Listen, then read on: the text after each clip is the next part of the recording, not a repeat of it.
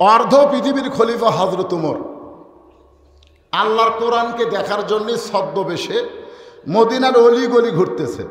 হঠাৎ হযরত ওমর দেখতে পায় দুই পাহাড়ের মাঝখানে বিস্তীর্ণ মরুভূমি। ওই মরুভূমির মধ্যে একজন রাখাল উট আর দুম্বা চড়ায়। হযরত ওমর আল্লাহর কোরআনকে দেখার জন্য রাখালকে সালাম দিলেন, আসসালামু আলাইকুম রাখাল ভাই, আমার পেটে ক্ষুধা লাগছে, উটের এক পেয়ালা দুধ চাই। রাখাল খালি মুচকি মুচকি হাসে। ওমর ফারুক বলে, হাসো কেন? আমি তোমারে সালাম দিলাম, সালামের উত্তরও দাও না, এক পেয়ালা দুধ চাইলাম সেটাও কথা বলো না। রাখাল বলতেছে, সালামের উত্তর দিব, দুধেরও ব্যবস্থা হবে, আগে জানতে হবে তোমার পরিচয়। তুমি মানুষটাকে তোমার পরিচয় দাও। ওমর ফারুক চিন্তা করলেন, আমি আল্লাহর কোরআন দেখার জন্য ছদ্মবেশ ধারণ করছি, এখন যদি আমার পরিচয় দেই তো গুমুর ফাঁস হয়ে যাবে। ওমর ফারুক এই চিন্তা যখন করতেছে কি পরিচয় দিব, ঠিক ওই সময় আল্লাহর কোরআন সামনে দাঁড়ায় গেছে। সব সমস্যার সমাধান, কথা কয় না, কোরআনের মধ্যে সব সমস্যার সমাধান আছে না নাই? জোরেগান আছে না নাই?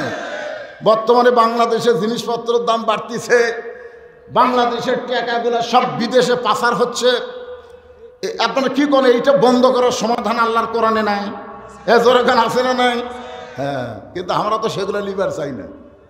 একটু খেয়াল করবেন, এমন সময় আল্লাহর কোরআন ওমর ফারুকের সামনে দাঁড়ায় বলে, ওমর, রাখাল যখন তোমার পরিচয় চাই, তুমি আসল পরিচয় দাও। তোমার আসল পরিচয় হলো মিল্লাতা আবিকুম ইব্রাহিম হুয়া সাম্মাকুমুল মুসলিমিন। এটা হলো আমাদের আসল পরিচয়, আমাদের জাতির পিতা। আমাদের জাতির পিতা হযরত ইব্রাহিম হুয়া সাম্মাকুমুল মুসলিমিন, আমাদের নাম রেখেছে মুসলমান। ওমর ফারুক বললেন, রাখাল ভাই, আমার পরিচয় হলো আমি একজন মুসলমান। রাখাল মুসকি মুসকি হাসার কয়, আসল না নকল? ওমর ফারুক তো চমকে গেছে, মুসলমান তো মুসলমানই, এর মধ্যে আসল নকল কি? আপনারা বলেন তো, মাগরিবের নামাজ না পড়ে তারা আওয়াজ শুনতেছে, আর যারা মাগরিব আদায় করে এসে আওয়াজ শুনতেছে, এই দুটাই কি সমান? আর সালাতো খায়রুমের নাম শোনার পরে কতগুলো মানুষ আড়াই হাত হয়। ধরে কোন কয় হাত? আগে আসলে 3.5 হাত। আজান শোনার পরে ল্যাপ দিছে মাথার উপর, পা বার হবে টানা বুকের সাথে, আড়াই হাত।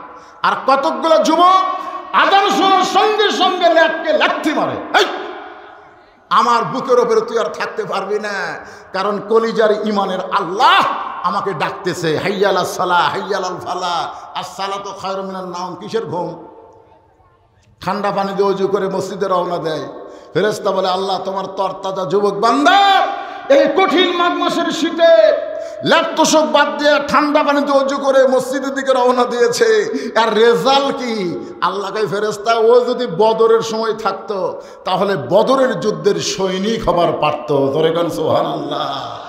বর্তমানে এই কঠিন অবস্থায় ফজরের নামাজ জামাতে পড়া আর বদর যুদ্ধে অংশগ্রহণ করা কি সমান? দুটাই সমান। একটু মনোযোগ দেবেন। রাখাল বলে, পথিক, তুমি তো মুসলমান দাবি করলে, তুমি আসল না নকল? ওমর ফারুক বলতে, রাখাল ভাই, মুসলমান তো মুসলমান, এর মধ্যে আর আসল নকল কি? রাখাল বলতেছে, আসল মুসলমান যারা হবে তারা চাওয়ার ব্যাপারে সতর্ক থাকবে। আসল মুসলমান যারা হবে তারা জাত তার কাছে চাবে না, দরকার হলে ফাঁসির মঞ্চে যাবে, কিন্তু রাষ্ট্রপতির কাছে বাঁচার দরখাস্ত লিখবে। কথা কয় না? দরকার কুড়ি যাবে, ফাঁসির মঞ্চে যাবে, রাষ্ট্রপতির কাছে দরখাস্ত লিখবে না।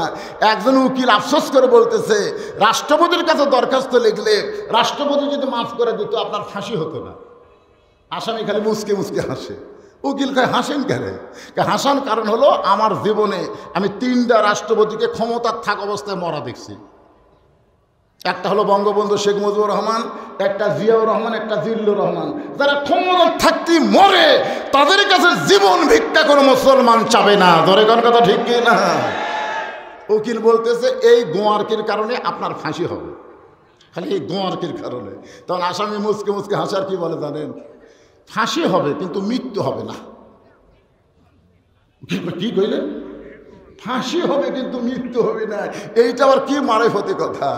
তখন আসামি বলতেছেন, ওয়ালা তাকুলু লিমান ইউকতালু ফি সাবিলিল্লাহি আমওয়াতুন বাল আহইয়াউ ওয়ালাকিন লা তাশউরুন।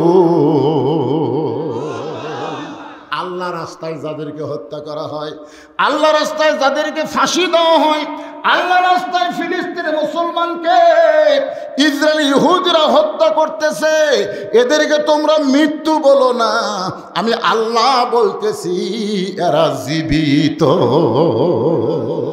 তার মানে কি বোঝা গেল? ফাঁসি হবে কিন্তু মরণ। এ কথা কন না কেন?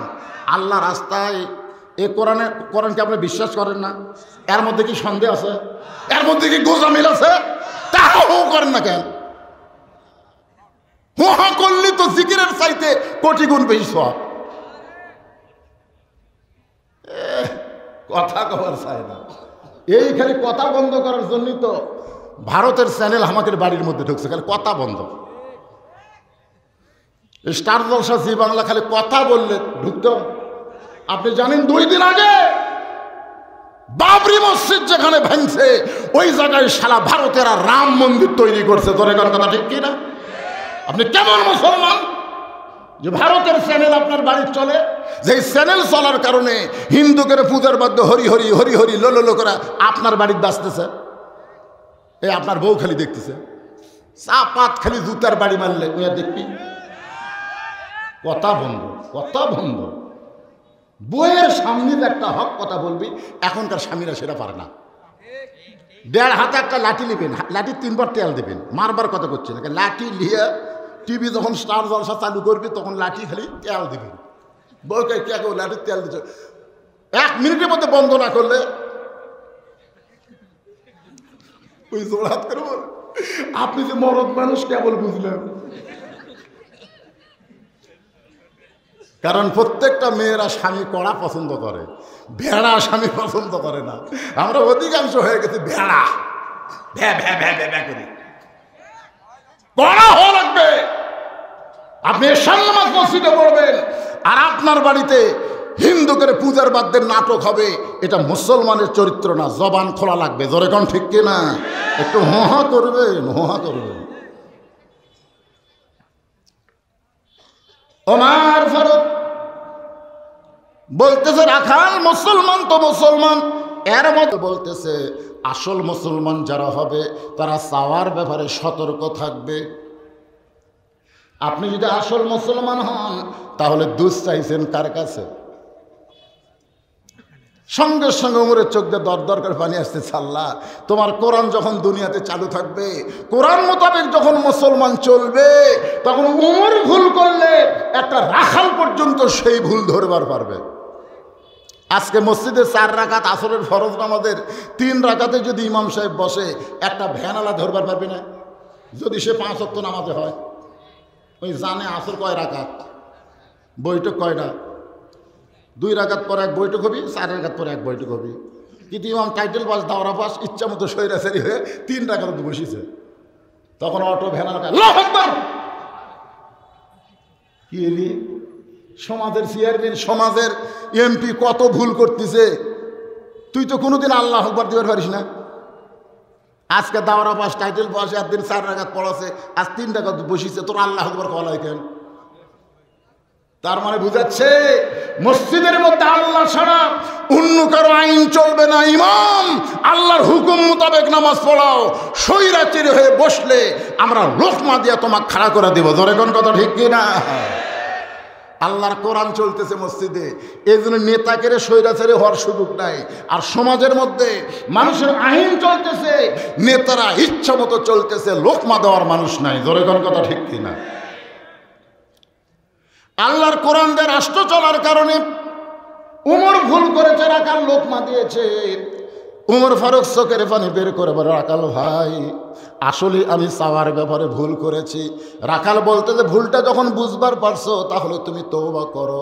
যারা মাগরিবের নামাজ পড়েননি তারা যদি বুঝতে পারেন নামাজ না পড়লে ঈমান থাকে না, তাহলে এখন তওবা করেন, এশা থেকে বাকি জীবন একটা ওয়াক্ত নামাজ বাদ দেব না। আল্লাহ বলে নিয়ত করার সঙ্গে সঙ্গে যত ওয়াক্ত নামাজ পড়িস নাই ওই না পড়ার পাপ আমি আল্লাহ মাফ করে দিলাম। এর নাম হলো তওবা, এর নাম হলো ফিরে আসা, বেনামাজি থেকে নামাজের দিকে ফিরে আসা। কিরে যুবক, বুড়া হলে নামাজ পড়বে? বুড়া হলে একটা বুড়াকে আল্লাহ কিছুই হবে না, খালি বলবে তোমার শৈশবকালের বুড়াকাল আমি মাফ করে দিলাম, খালি যৌবনকালের হিসাব দেওয়া জান্নাতে যাও। এই জন্যই যৌবনকালেই নামাজ পড়া লাগবে বাজান। বুড়াকালে পারবেন ঠিক মতো রুকু সেজদা করবে? কি করা লাগবে? হাঁটুর উপর হাত দেয়, তার উপরে উনি একবারে মারতেছে, আবার ওটার সময় ভাই 3-4 বার ঠেলে ঠেলে ঠেলে ঠেলে তারপরে কি। এই জন্য 7 বছর থেকে নামাজের তালিম দাও, 10 বছর থেকে নামাজ জোর করে ধরাও। নামাজ হলো সরকারি চাকরির মতন ইবাদত। সরকারি চাকরি যেমন সব বয়সে হয় না, নামাজ কিন্তু সব বয়সে হবে না। সরকারি চাকরি যেমন বুড়া বয়সে পেনশন পায়, বুড়া বয়সে ঠিক মতো রুকু সেজদা করবার না পারলেও তোমাকে সিয়ারলে মসজিদে যাওয়া যাবে না, পেনশন হিসাবে আল্লাহ তোমাকে সওয়াব দেবে। ধরে এখন কথা ঠিক কিনা? কথা কান ঠিক কিনা? একটু মনোযোগ দিয়ে শুনবেন। ওমর ফারুক বলে রাখাল ভাই তাহলে আমি তওবা করি। রাখাল বলে তুমি মূর্খ মানুষ, তুমি তওবা কেমনে করবা? আমি তওবা করাই, তুমি আমার সঙ্গে তওবা পড়ো।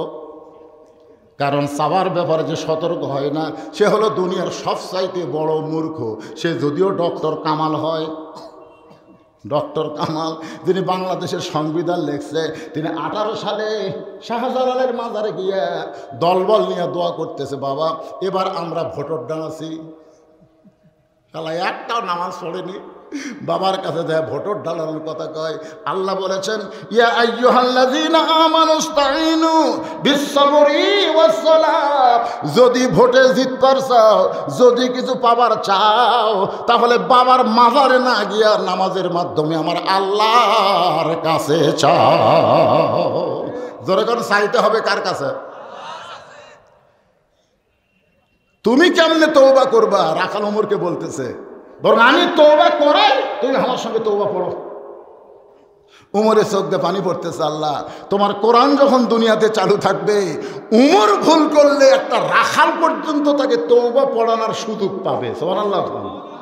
এবার রাখাল তওবা পড়াচ্ছে, আস্তাগফিরুল্লাহ রব্বি পড়েন, আস্তাগফিরুল্লাহ রব্বি মিন কুল্লি জামবি ওয়া তুবু ইলাইহি। কেরে তওবা বললে কি পাপ হবে? আর তায়েবু হাবিবুল্লাহ, তওবা করলে আল্লাহর দোস্ত হয়। তো সবাই করেন না কেন? আস্তাগফিরুল্লাহ রব্বি মিন কুল্লি জামবি ওয়া তুবু ইলাইহি লা হাওলা ওয়ালা কুওয়াতা ইল্লা বিল্লাহিল আলিয়্যিল আযীম। ওমর ফারুক তওবা করার পরে বলতেছে, ও রাখাল ভাই আল্লাহর রাস্তায় উঠে 1 পেয়ালা দুধ দাও, যেই দুধটা পান করে আমি ক্ষুধা তৃষ্ণা নিবারণ করতে চাই। রাখাল মুচকি মুচকি হাসে। ওমর ফারুক বলে আবার হাসো কেন? রাখাল বলে পথিক তওবা করার পরে তুমি যে মুনাফিক হয়ে গেলে।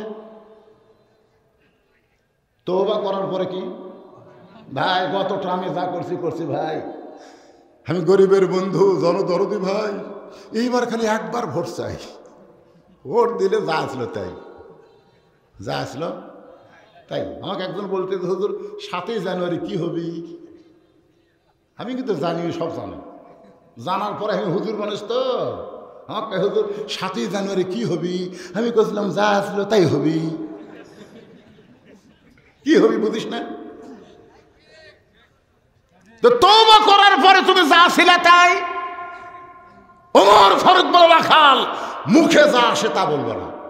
আমার মধ্যে মুনাফিকের কি দেখলে? রাখাল বলতে তো অত রাগ করিস না ভাই।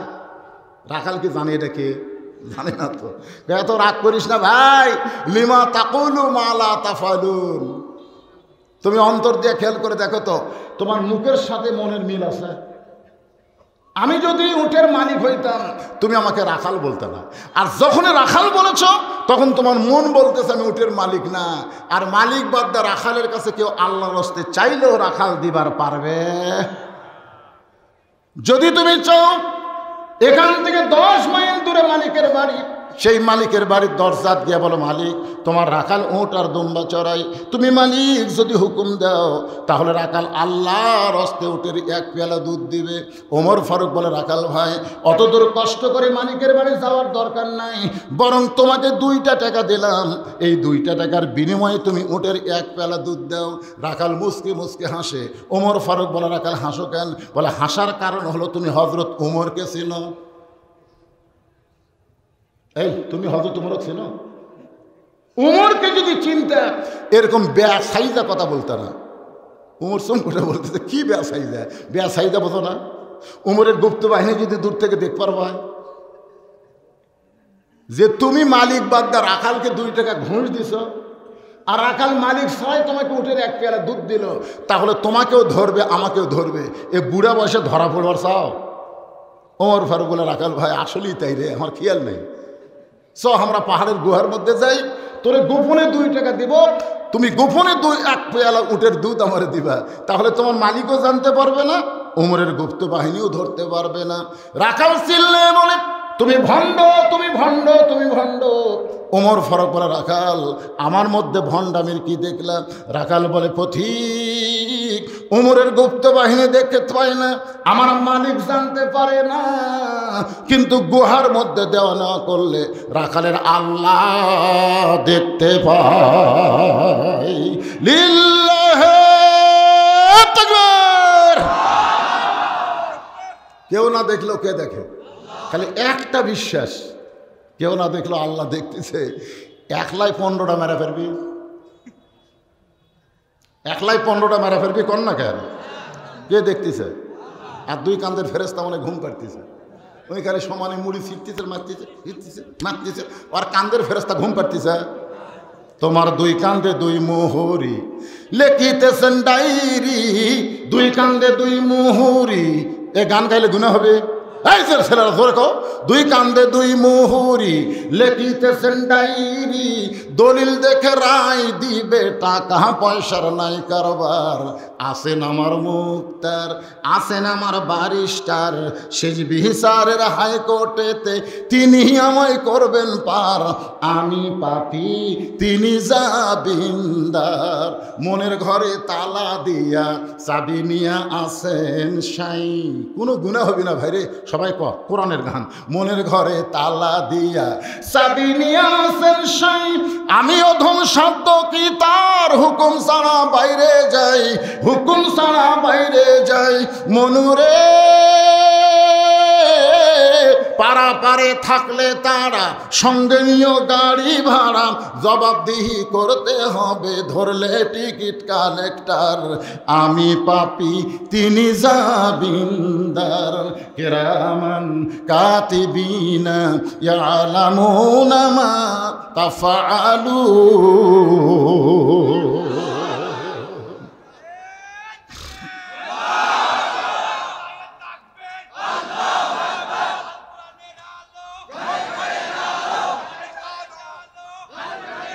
সব জায়গায় জালো, এমন এক স্লোগান দিয়ে ঘরে ঘরে, আবার ঘরে ঘরে ফিরে যাচ্ছে।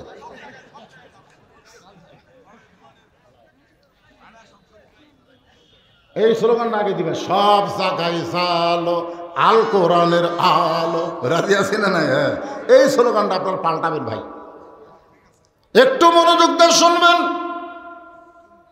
ওমর ফারুক এক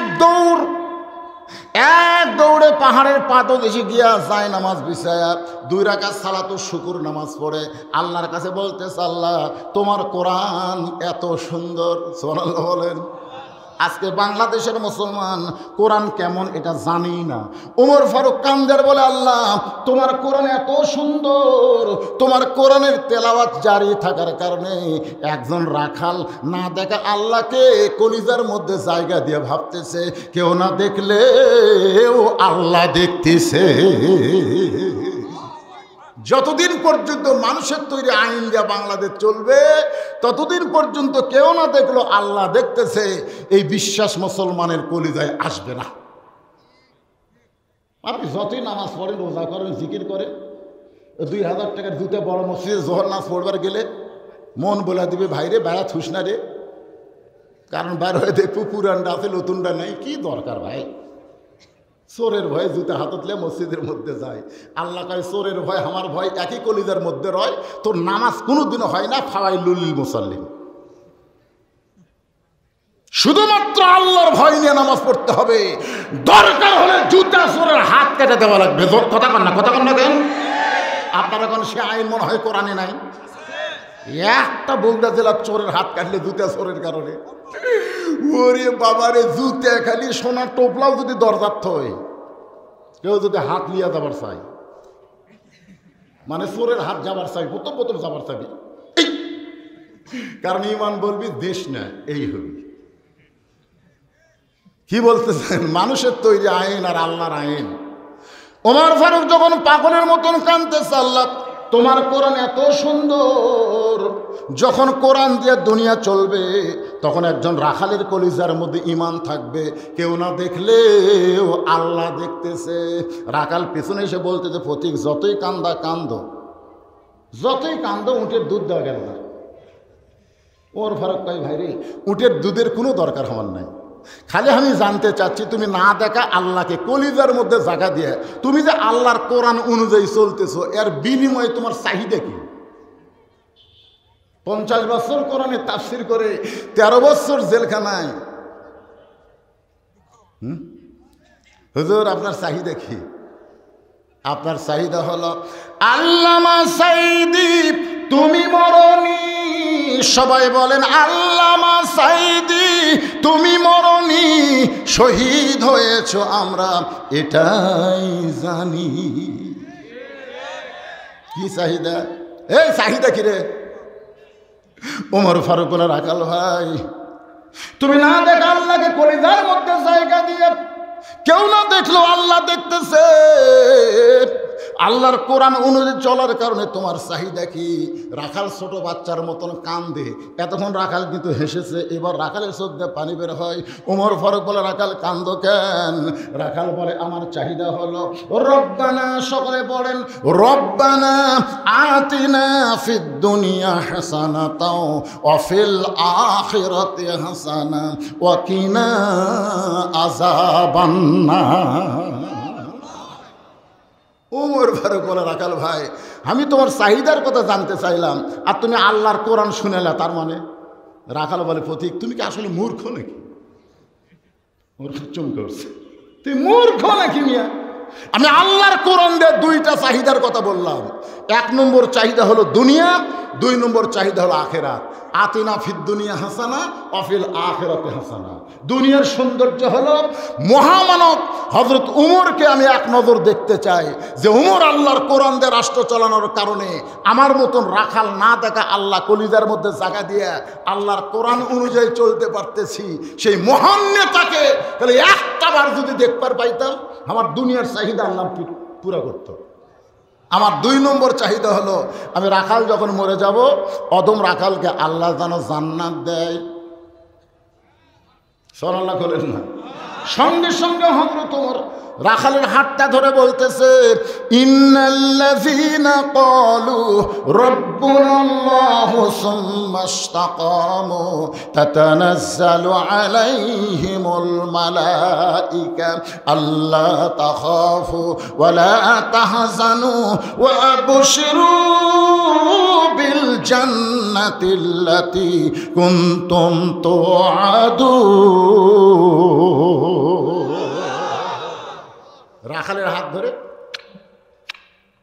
3 বার চুমা খাচ্ছে। রাখাল কয়, পাগল নাকি রে? আমার ঘামা হাতে 3 বার চুমা দিলে। ওমর ফারুক বলে, রাখাল ভাই তোমার 2 নম্বর চাহিদা আল্লাহ পুরা করছে। মরার সাথে সাথেই আল্লাহ তোমাকে জান্নাত দিবে, যার দলিল আল্লাহ কোরআনে দিয়েছে। জোরে কোন সুবহানাল্লাহ। রাখাল বলতেছে, মরে গেলে জান্নাত পাবো, এই বাকি কথা ভালোই কও, কিন্তু হযরত উমরকে এক নজর দেখবার পাবো, এ কথা বলতে তোমার কোন জাকাত বাজে? একটা হলো নগদ, একটা হলো বাকি। আমরা বাংলাদেশে জান্নাত পাওয়ার আগে ভালো নেতা দেখবার চাই। জোরে কোন কথা ঠিক কিনা? যেই নেতা আল্লাহর কোরআন দিয়া দেশ চালাবে।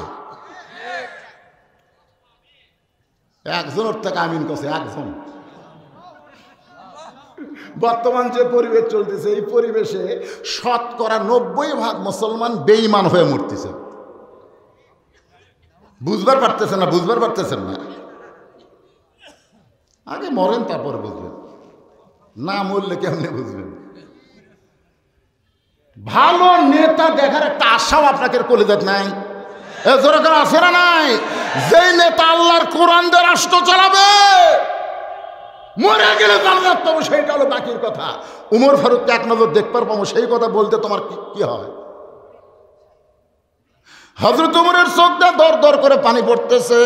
আমি যে উমর এইটা রাখালকে কেমনে বলবো, যে রাখাল আমাকে তওবা পড়াছে, যে রাখাল আমাকে মুনাফিক কইছে, যে রাখাল আমাকে ভণ্ড কইছে, এখন যদি বলে আমি উমর, বলাও সারা, রাখাল হাট ফেল করে মরাও সারা। জোরে কোন কথা ঠিক কিনা? যদি বলি ভাই তুই যে উমরকে দেখতে চাস না, আমি সেটা দেখ, কারণ তওবা পড়াছে। তোর এখন কি পড়াছে? কথা কন না কেন? মুনাফিক কছে, ভণ্ড কছে। যে রাস্তাতে গেলে শয়তান কয়দিন যায় না, সে উমরের একটা ভয় প্রত্যেকটা মুসলমানের অন্তর আছে না নাই? তোর এখন আছে না নাই? উমরের ভয় এক যুবক মদের বোতল নিয়ে আল্লাহর কাছে কাঁদতেছে, আল্লাহ আয় আয় আয় আয় আয়, উমর যদি দেখ পারবে আমার হাতে মদের বোতল, আমার শেষ। আল্লাহ আল্লাহ আল্লাহ, ওর চোখের পানি দেখে আল্লাহ মদের বোতল দুধের বোতল বেড়ে দিয়েছে। তোর এখন সুবহানাল্লাহ। হযরত ওমর বলতেছেন, রাখাল সত্যিই যদি তুমি ওমরকে দেখবার চাও, উদউ ইলা সাবিলি রাব্বিকা বিল হিকমাহ। ডাইরেক্ট যখন বলা যাবে না, তখন হিকমতের সাথে বলা লাগবে। বর্তমানে বাংলাদেশে অনেক কথাই ডাইরেক্ট বলা যাচ্ছে না। জোরে কোন ঠিক কিনা? টাঙ্গাইলের ওই পারে আমাকে একজন মেয়ে মানুষ একটা স্লিপ দিয়ে বলতে, তো হুজুর, মেয়ে মানুষ জোরে কথা বললে যদি পর্দার খেলাফ হয়, আপনারাই ওয়াজ করেন, মেয়েরা জোরে কথা বললে পর্দার খেলাফ হয়, জোরে কোরআন পড়া যাবে না। তো বর্তমান প্রধানমন্ত্রী যদি জাতির উদ্দেশ্যে ভাষণ দেয়, এটা শোনা কি? মানে এমন একটা প্রশ্ন দিছে, আমি তো যদি ডাইরেক্ট এখন উত্তর দেই, ভাই আমাকে যমুনা পার হওয়া লাগবে না। আমি চিন্তা করলাম, তোরা কি মনে করছো রে বগুড়ার শোন? আমি এমন অ্যাঙ্গেল একটা মায়ের দিয়ে চলে আসলাম, আল্লাহ আমাকে ছাড়বি, ওরাও আমাকে ধরবার পারবি না। তোর এখন সুবহানাল্লাহ অ্যাঙ্গেলে মার আছে না নাই? তোর এখন আছে না নাই? উদউ ইলা সাবিলি রাব্বিকা বিল হিকমাহ মাউইযাতিল লিল হাসানাহ। জোরে সরে বলেন সুবহানাল্লাহ। ওমর ফারুক বলতেছে, রাখাল ভাই সত্যি যদি উমরকে দেখবার চাও, তাহলে ফজরের নামাজ তোমাকে সামনে কাতারে আদায় করা লাগবে। ফজর যদি সামনে কাতার আদায় করতে পারো, মেহরাবের দিকে লক্ষ্য করে দেখবা যেই মানুষটা ইমামতি করতেছে, ওই মানুষটি হলেন হযরত ওমর। আল্লাহর কোরআন দিয়ে যখন রাষ্ট্র চলবে, তাহলে প্রধানমন্ত্রী 564টা মসজিদ বানাছে, এই মডেল মসজিদের ইমাম হবি কে? সব নেতারা কয় না আমাকে প্রধানমন্ত্রী 564টা মসজিদ বানাচ্ছে, আলহামদুলিল্লাহ আলহামদুলিল্লাহ, কিন্তু ইমামকে? হ্যাঁ, আল্লাহর কোরআন দিয়ে যখন রাষ্ট্র চলবে, তখন প্রত্যেকটা মডেল মসজিদের ইমাম হয় উপজেলা চেয়ারম্যান, না হয় এমপি হওয়া লাগবে। ধরে কোন কথা কন না কেন? কথা কন না কেন? 564 মসজিদের ইমাম যদি এমপি হতো, উপজেলা চেয়ারম্যান হতো, ওই শালা জায়েদ শালা ইমাম কর পারতো? এই কথা কন না কেন? ওই শালা ইমামেরা এই কথা কর পারতো? আর চাপা ভাঙ্গা দিত। কিন্তু আমরা গরিবেরা কি করবো ভাই?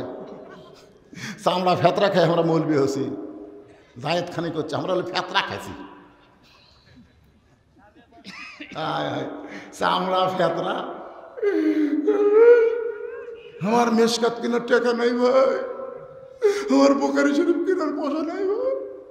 শালা একই বাপের দুই জন, একটা হাই স্কুল পড়ে, ওর বাপ ঠিকই টাকা দেয়, মাদ্রাসার যেটা পড়ে ওকে টাকা দেয় না। আমি নিজে দেখছি, আমরা 4 ভাই, আমার বাপের কোনো মেয়ে নাই, আমরা 4 ভাই, আমার 3 ভাই জেনারেল শিক্ষিত, 2 কলেজের প্রফেসর, একটা প্রাইমারি হেডমাস্টার। ওরা যখন ফর্ম ফিল করে যায় 4,000 5,000 করে টাকা দেয়, আর আমি 2,500 টাকা চাই। আমার কই মাপ দিবি না? কিরে 2,500 টাকা তাও আর মাপ? কই যা হুজুর ভালো করে কত 500 টাকা কম নিবি না? এখন আব্বা ওর 5,000 দিচ্ছেন, আমাকে আবার মাপ কে? তুই মাথা সাপ পড়িস রে। ওর কয়েক একটা করে ফুল প্যান্ট বানিয়ে দেয় 1000 টাকা, আর আমাকে একটা 150 টাকার পলিস্টারের পায়জামা বানিয়ে দেয়। ভাই খালি চুলকে নিছিলে ভাই,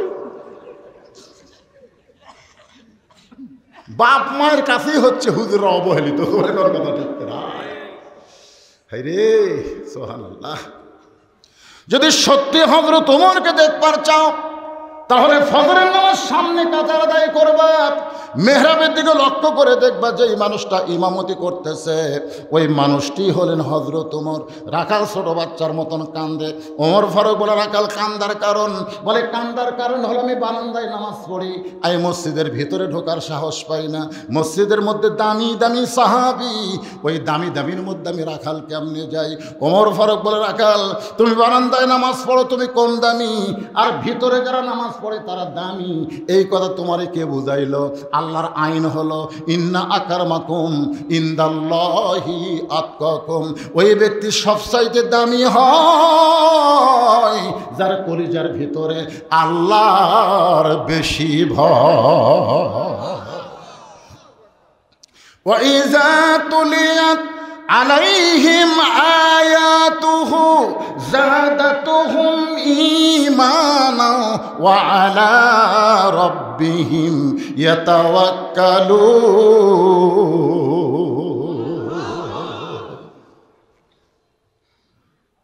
যাও সামনে কাতার নামাজ পড়বা।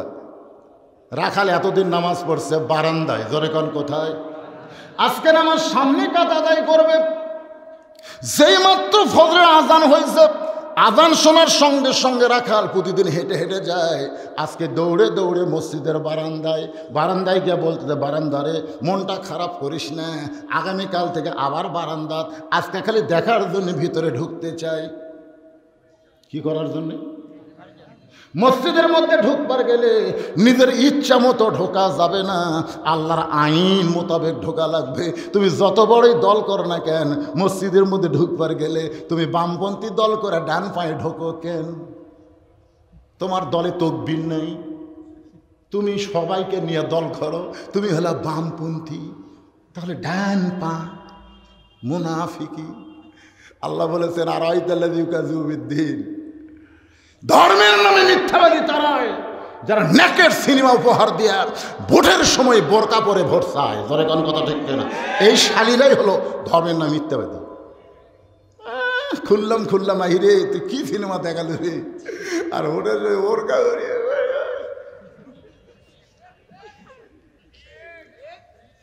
ধর্মের নামে মিথ্যাবাদী, সারা জীবন শালাকে টুপি নাই, নামাজ নাই, আর ভোটের সময় একই আসর 4 বার, যেটি জনগণ দেখে সেটি আল্লাহু আকবার।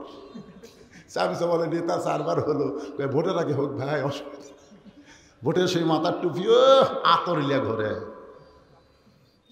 আমরা হুজুররা ধর্ম ব্যবসা করি না, ওরাই ধর্ম নিয়ে ব্যবসা করে। জোরে কোন কথা ঠিক? কথা কন না কেন? কথা কন লাগবে। একটু মনোযোগ দিয়ে শুনবেন। এতদিন রাখাল নামাজ পড়ছে বারান্দায়, আজকে মসজিদের মধ্যে ঢুকতে গেলে নিজের ইচ্ছা মতো ঢুকলে হবে না, ডান পায়ে ঢোকা লাগবে। শুধু ডান পায়ে ঢুকলে হবে না, জবান খুলে একটা দোয়া পড়া লাগবে। আল্লাহুম্মা আফতাহলি, সকলে পড়েন আল্লাহুম্মা আফতাহলি আবওয়াবা রহমাতিক। এই দোয়াটা পড়ে রাখাল সামনে কাতারে যাবার চায়। প্রত্যেকটা সাহাবী নড়ে সরে রাখালকে সামনে যাওয়ার রাস্তা করে দেয়। রাখাল বুকের দিকে তাকায় বলে, কি ভাবলাম রে বারান্দায়, আর ভিতরে দেখতেছে কি? বারান্দার থেকে ভাবলাম দামি দামি, আর ভিতরের মধ্যে ঢুইকা দেখলাম সবাই একদমই। বারান্দার থেকে এতদিন কি ভাবছিল, কিন্তু ভিতরে ঢুকে দেখতেছি না, আওয়ামী লীগ, বিএনপি, জাতীয় পার্টি, যুদ্ধ অপরাধী সবই এক কাতার বাড়ে। এটা কিন্তু বাড়া থেকে বোঝা যাবে না। 14 দল 20 দল, খালি একবার ভিতরে ঢুকে দেখো। আমি নিজের চোখে দেখছি, ডাহা জামাতের কাছে, ডাহা আওয়ামী লীগ ডাহা আছে। আওয়ামী লীগ 4 আঙ্গুল সামনে গেছে, জামাত ইসলাম হাত ধরে টান মারতেছে, কাতার দেখিস না, সব জায়গার সামনে যাবার চাস, এটি কাতার বোঝা লাগবি রে। আওয়ামী লীগ বলতেছে খেয়াল করিনি ভাই, তো কে টানতেছে একবার খেয়াল করা দাও। রে ওই খেয়াল করেনি ভাই, তারপরে বোঝা গেল মসজিদের মধ্যে আওয়ামী লীগ জামাত বিএনপি নাই, কাঁধে কাঁধ মিলাই আমরা সবাই ভাই ভাই। ধরে কোন কথা ঠিক কিনা? এসপি সামনে কাতারে দাঁড়ায় দেখে একজন মুসল্লি লাগবে, কাতার পুরা হচ্ছে না। একটা মুসল্লি ছাড়া তো কাতার পুরা হয় না রে। তাকায় দেখে দরজা চৌকিদার খাড়া হয়ে আছে। এসপি ডাকতেছে, হ্যাঁ। চৌকিদার বলে, না স্যার আপনি এসপি, আমি চৌকিদার। এসপি কয়, ওটা বাইরের কথা, ভিতরের কথা হলো তুই আর আমি একই ভাই। চৌকিদার ভয়ে আসে, এসপি কাতার বাদ দিয়ে যায় আর হাত ধরছে, এটা তো ডাকি তুই আসিস না।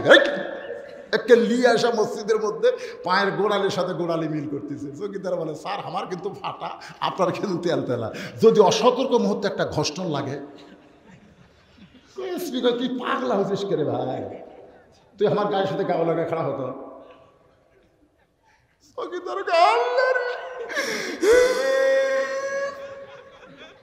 এই ভিতরের শান্তি যদি সমাজে প্রতিষ্ঠা হতো, আজকে ওমরের মতন সমাজ পাওয়া যেত। জোরে কথা ঠিক কিনা? এবার আকাল সামনে কাতারে গিয়ে মেহরাব বরাবর দাঁড়াইয়া, মেহরাব বরাবর সামনে কাতারে ফজরের আগে 2 রাকাত সুন্নত আছে না নাই? এই 2 রাকাত সুন্নত নামাজ বসে চুপটি করে বসে গেছে।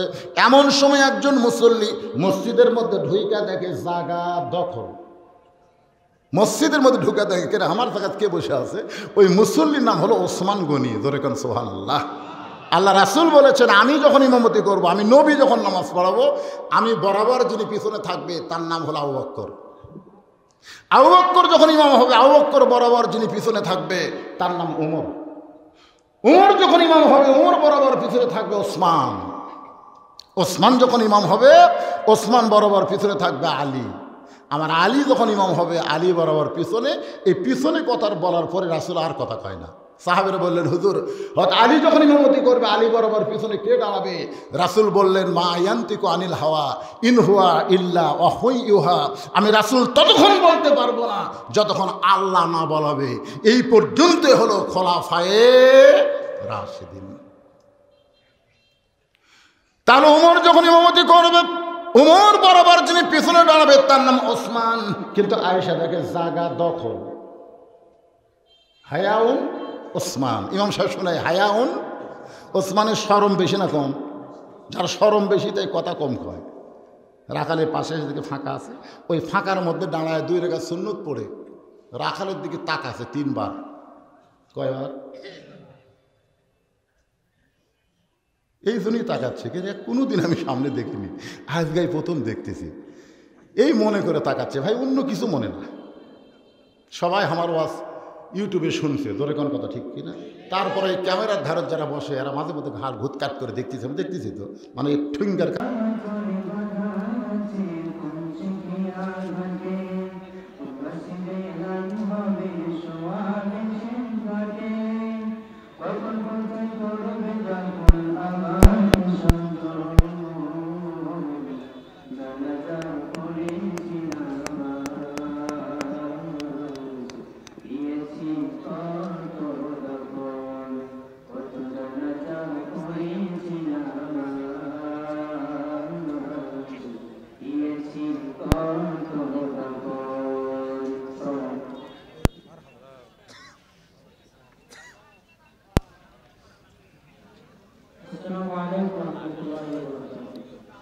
আলহামদুলিল্লাহ।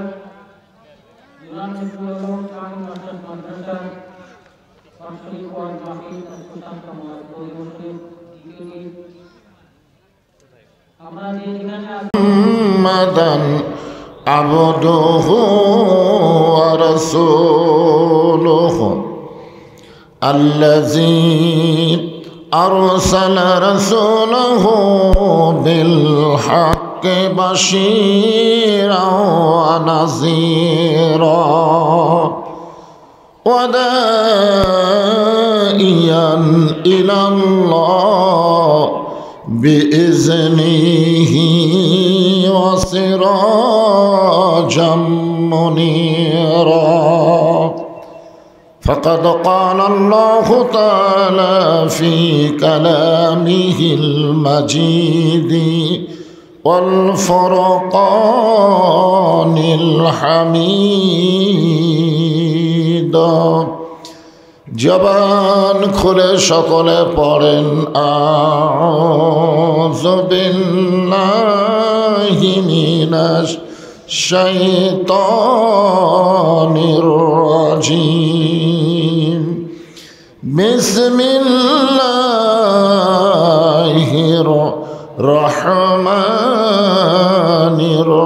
রহিম ইন্নামাল মুমিনুনা আল্লাযীনা ইযা যুকিরাল্লাহু ওয়াজিলাত قلوبهم وإذا تليت عليهم آياته زادتهم إيمانا وعلى ربهم يتوكلون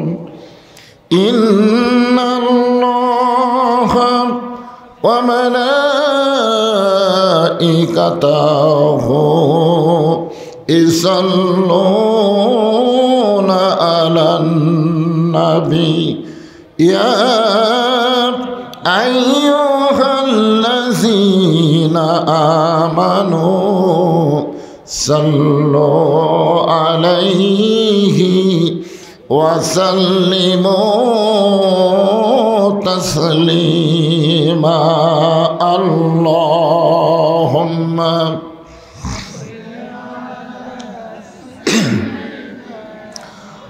مولانا محمد وعلى آل سيدنا شفيعنا তোর পাহাড়ের ধুলি লাগিয়া মুসা নবীর সম্মান বেড়ে যায় তোর পাহাড়ের ধুলি লাগিয়া মুসা নবীর সম্মান বেড়ে যায় নূর নবীজির জুতার ধুলাই দয়ার নবীজির জুতার ধুলাই আল্লাহর আরশ ধন্য হয় আল্লাহুম্মা সাল্লি আলাইকা হুব্বে মুহাম্মদ সকলে বলি সাল্লাল্লাহু আলাইহি ওয়াসাল্লাম मतलाए दीवानी माँ मतलाए खुर्शीद शिकास सीनाए सोजानी माँ बलागल उला बिकमालिही कशाफत दुजा बिजमालिही हसनत जमीओ खिसालिही सल्लो अलैहि व आलिहि अल्लाहुम्मा आमीन। জান্নাতের বাগান থেকে জান্নাতি মানুষদেরকে নিয়ে আমি গুনাহগার তোমার রহমতের দরজায় দুখানা হাত তুলেছি আল্লাহ। হাসরের ময়দানে জব্বার আর কাহার নাম নিয়ে তুমি যখন বিচার শুরু করবে তোমার সামনে দাঁড়ায়া সমস্ত নবীরা নাফসি নাফসি বলে কাঁদতে থাকবে। এমন কঠিন অবস্থা হাসরে হবে, সেদিন সমস্ত নবী তার উম্মতকে ভুলে যাবে, শুধু বলবে আল্লাহ আমার কি হবে, আমার কি হবে। একমাত্র দরদি নবী শাফাতের কান্ডারি ইয়া রব্বি হাবলি উম্মতি বলে সেজদায় পড়ে যাও। সেই কঠিন মুসিবতের সময় আজকের এই মাহফিলকে ওসিলা করে আমাদের সবাইকে রাসূলের উম্মতের কাতারে আল্লাহ কবুল করে নিও। সুবহান রাব্বিকা রব্বিল ইজ্জাতি আম্মা ইয়াসিফুন ওয়া সালামুন আলাল মুরসালিন والحمد لله رب العالمين لا إله إلا الله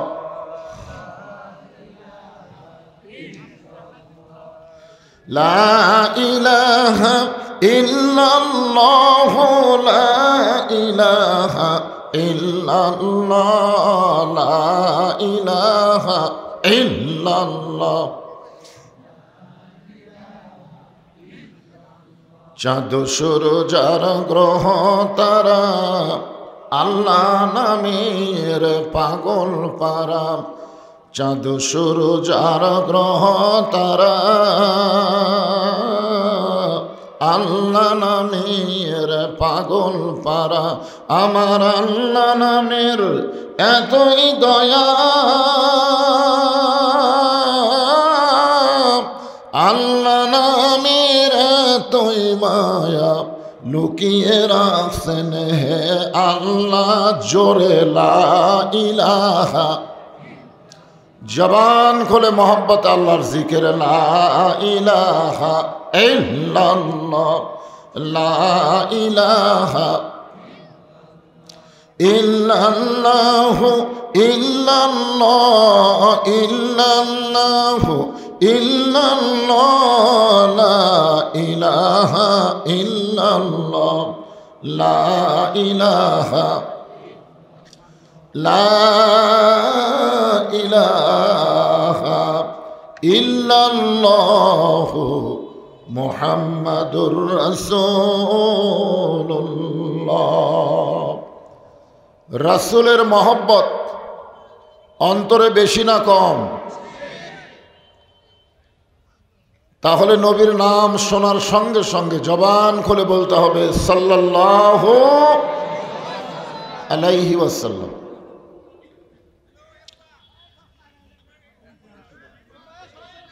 ঐতিহাসিক মাদ্রাসা জোড়া নাজমুল উলুম কামিল মাদ্রাসার 3 দিন ব্যাপী তাফসিরুল কোরআন মাহফিলের আজকের এই দ্বিতীয় দিনের সম্মানিত সভাপতির আসনে আল্লাহ যিনাকে অলঙ্কিত করেছেন, আজকের এই মাহফিলের সম্মানিত প্রধান অতিথি, সম্মানিত বিশেষ অতিথিবৃন্দ, সকলকেই অন্তরের অন্তঃস্থল থেকে আমি শুভেচ্ছা জ্ঞাপন করছি। আজকের এই মাহফিলের সম্মানিত ওলামায়ে কেরাম, বিশেষ করে এই মাদ্রাসা হচ্ছে আলেম তৈরির ফ্যাক্টরি। এখানে অসংখ্য আলেম ওলামা উপস্থিত হয়েছেন। কেউ আপনাদের মাঝে মাঝে বসেছেন, আবার কেউ মঞ্চ উপবিষ্ট আছেন। মাদ্রাসার ঘরের ভিতরে অনেক আলেম ওলামা বসে আছেন।